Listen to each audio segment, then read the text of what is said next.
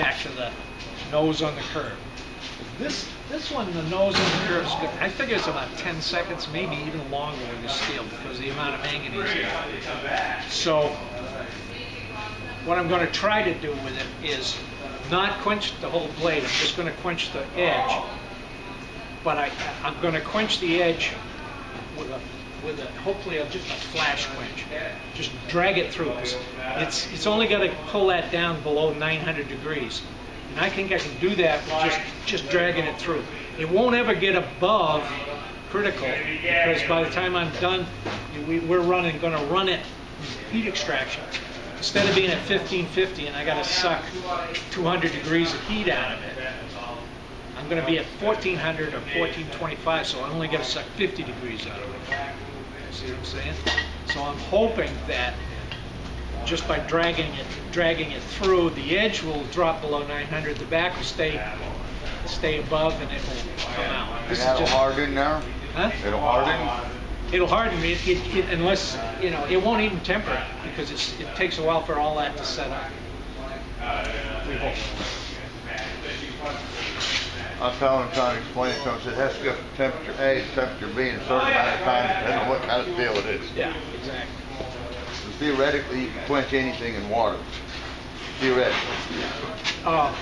So the optimum temperature, what would you do to, what's the precondition on this? What would you do to This? water? No, the steel. Normalize. Just normalize.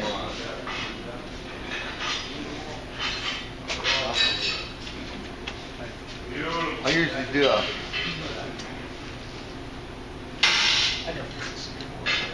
It'll be a big water tank. Huh? Wash your hands.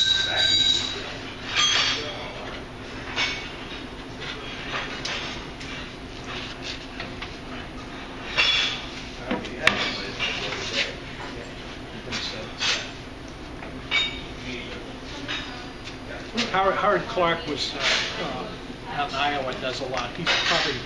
He's probably done more swords than anybody in the country, and he started lowering his hardening temperature just to so he could.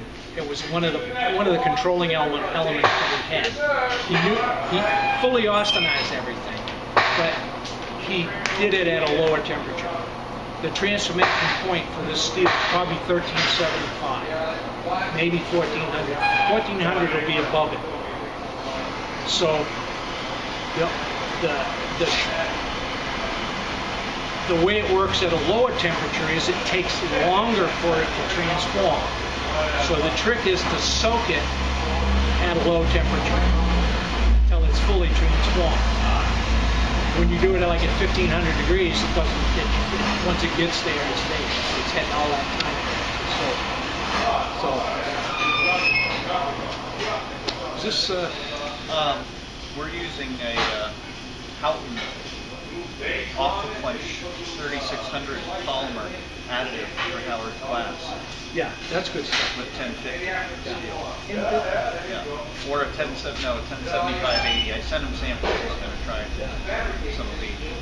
Polymer quenching is really wonderful stuff. It's basically it's like this is like antifreeze, but it can be added to the water. Depending on the percentage of this polymer that you add to the water, you control the speed of hardening. The nice part is when one of the ways it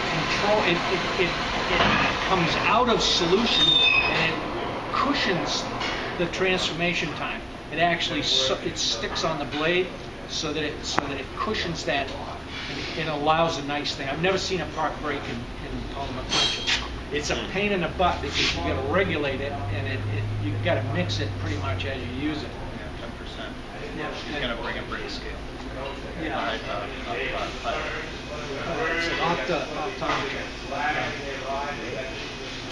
It's one of those you put a drop of water on, look through, refractor. I'll give you one. Yeah, well, they're gonna donate a 5-gallon sample to us. I called and talked to them about it. Who's this? Hout International. They're a fluids, metallurgical fluids manufacturer. Quenchants and cutting fluids, and they're getting into solvents for surface coatings on a manufacturing level, whereas steel's coming off of a shaping or forming process. They'll spray it with a solvent that will seal the surface, but it's not an oil. Really? Let me know if that hangs.